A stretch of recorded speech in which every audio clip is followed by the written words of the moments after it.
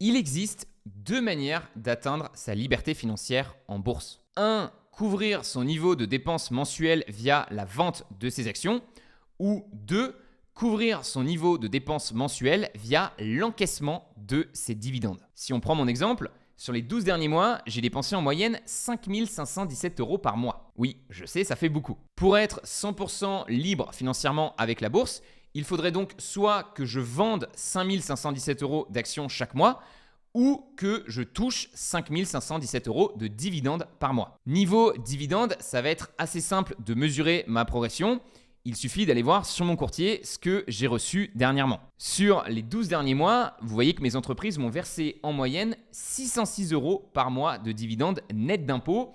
606 sur 5 517, je suis donc à environ 11% de cet objectif dividende. Niveau vente, la progression va être un peu plus compliquée à mesurer. Les études estiment qu'il ne faudrait pas vendre plus de 4% de la totalité de son portefeuille au risque de finir par manquer d'argent. Il me faudrait donc avoir en bourse, 100 divisé par 4, 25 fois mon niveau de dépenses annuelles, autrement dit 25 fois 12, 300 fois mon niveau de dépenses mensuelles. 5 517 fois 300, ça nous fait 1 655 100 €. C'est la somme qu'il me faudrait avoir sur mon courtier pour pouvoir vendre 5 517 € d'actions chaque mois avec peu de risque de finir un jour par manquer d'argent. Mes comptes de bourse valent aujourd'hui 465 663 €. Donc sur cet objectif de vente, je suis à 28%. 11% d'un côté, 28% de l'autre.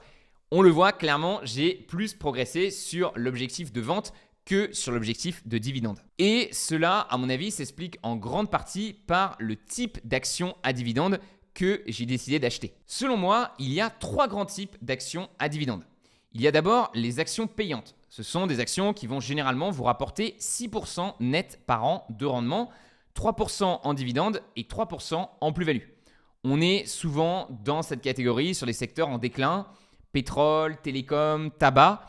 On pourrait citer des entreprises comme Total, AT&T ou encore Altria. Il va ensuite y avoir les actions équilibrées qui vont généralement vous rapporter 8% par an de rendement, 2% en dividende et 6% en plus-value. Dans cette catégorie, on est plutôt sur des secteurs du type défensif, alimentation, santé, logistique.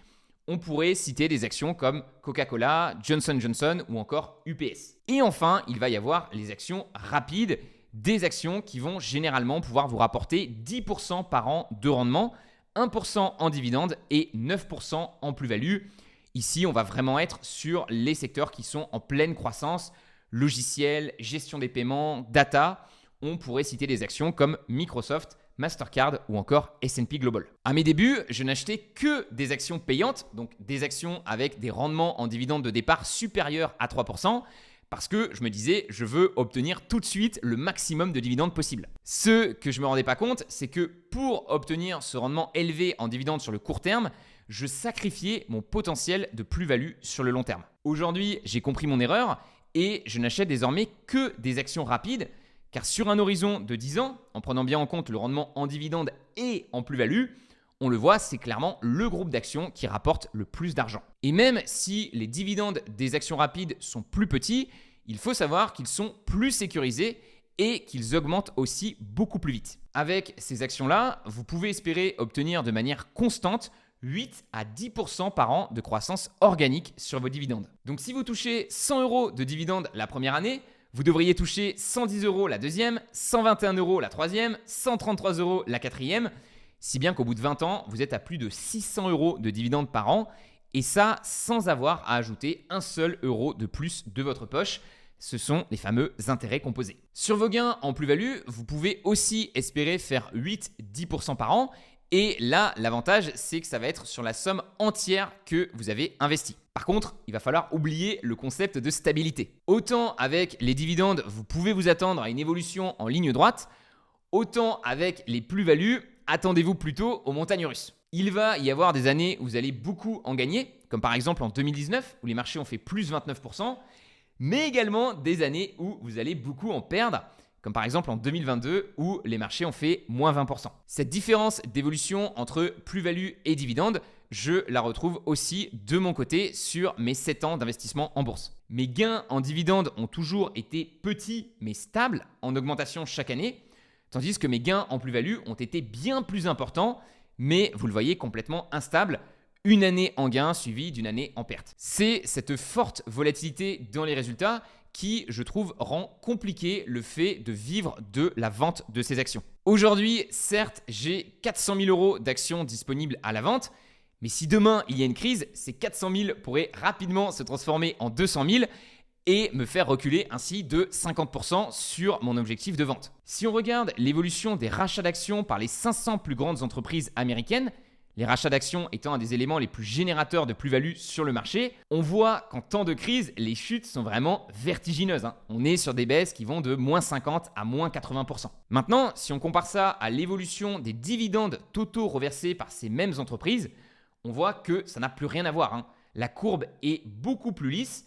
Certes, il peut y avoir des chutes, 2009, 2020, mais vous le voyez, elles sont bien mieux contrôlées. À choisir, vous l'avez compris, personnellement, je préférerais vivre de mes dividendes. C'est un objectif qui sera certes plus long à atteindre, mais ce sont des revenus passifs avec une évolution vraiment stable, une évolution à laquelle je peux faire confiance pour mon futur. Je trouve que vendre des actions, ce n'est ni stable ni passif. Il faut s'assurer que c'est le bon moment pour passer son ordre de vente, que le marché n'est pas trop baissier. L'imposition va être plus dure à calculer car elle va dépendre de la plus-value qui a été générée sur le trade en question. Et en vendant, on perd automatiquement les dividendes qu'on recevait de l'action en question. Si les actions à dividendes sont des poules qui pondent des œufs, vous l'avez compris, je préfère manger les œufs et laisser les poules tranquilles. Notamment car je pense que c'est justement en laissant ces actions tranquilles qu'elles vont pouvoir vraiment s'apprécier et prendre beaucoup de valeur dans le temps. Et en attendant que nos poules grandissent, on peut se régaler avec les œufs qu'elles nous produisent chaque mois. Depuis 1 an, je me verse directement chaque mois sur mon compte courant ma moyenne de dividendes de l'année précédente. En 2022, je me suis donc versé 358 euros par mois. Cette année 2023, je me verse 561 euros par mois. Et en 2024, vous le voyez, je devrais passer à plus de 650 euros par mois. C'est le genre d'augmentation de revenus qui ne me donne pas du tout envie de vendre mes poules. Bien sûr, en me versant ces dividendes plutôt qu'en les réinvestissant, je sais que je freine mes intérêts composés et donc le montant total que j'obtiendrai sur mon compte de bourse à la fin. Mais comme on l'a vu, avec les actions rapides, 90% de la performance va provenir des plus-values. Il n'y a que 10% qui va provenir des dividendes. J'estime donc que me verser ces 10% de dividendes ne m'empêchera pas d'avoir de très bons résultats sur le long terme. Et l'avantage, c'est qu'au lieu d'attendre la retraite, je profite dès aujourd'hui de mes revenus passifs. 90% pour préparer mon futur et 10% pour kiffer l'instant présent, c'est un équilibre qui me va très bien. Et vous alors, quelle méthode utilisez-vous pour mesurer votre progression en bourse ? Est-ce que vous prévoyez plutôt de vivre de la vente de vos actions ou plutôt de vos dividendes ? Et est-ce que vous avez déjà commencé à vous en reverser une partie ? Je suis très curieux d'avoir vos retours, n'hésitez pas à me les donner en commentaire.